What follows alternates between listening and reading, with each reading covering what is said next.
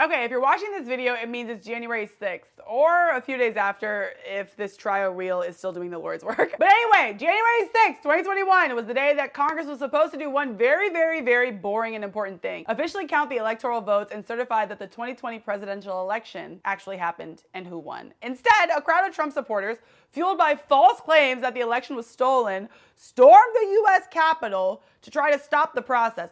The goal wasn't sightseeing. It was delaying and overturning the peaceful transfer of power. Lawmakers were evacuated, the count was paused, people were injured, someone died. It was nothing light. And you know what's so shitty about this? The part that I think no one talks about? Like, if you were born on Christmas, that sucks, because your birthday is never going to be the most important thing that's happening on that day. But now, if you were born on January 6th, that also now really sucks. Like, we actually have so many famous fallen soldiers that were born on this day. Mr. Bean, Kate McKinnon, Syd Barrett from Pink Floyd. I just imagine them texting the group chat like, hey, why did no one get me gifts for my birthday? And they're like, we're a little preoccupied. Like, this is crazy. You know who else has a January 6th birthday? Capricorn Clark. But honestly, her being born on that day kind of feels correct. But you know who missed it by one day? Blue Ivy. And I love that for her. January 6th set us back as a democracy because it tried voting like a suggestion box instead of a sacred process. Something that Black Americans have literally fought, bled, and died to access. So when people stormed the Capitol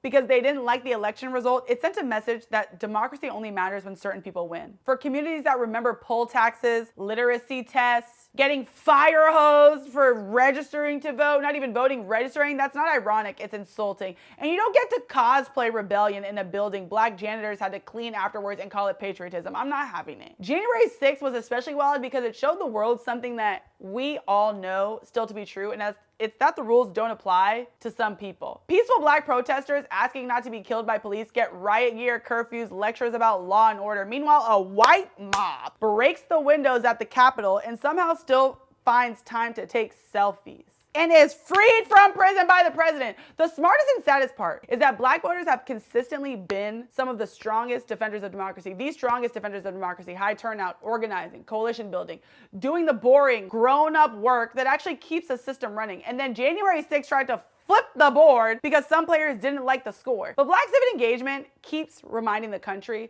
that democracy isn't about tantrums like they like to throw. It's about participation. If America wants to move forward, it might want to listen to the people that never stopped believing a vote was worth protecting, even when the country didn't protect us back. So on this January 6th, I've decided I'm not remembering the mob anymore. This is a stupid Remembrance Day. But I'm not celebrating January 6th no more. Only people I'm celebrating are people born on January 6th that I like.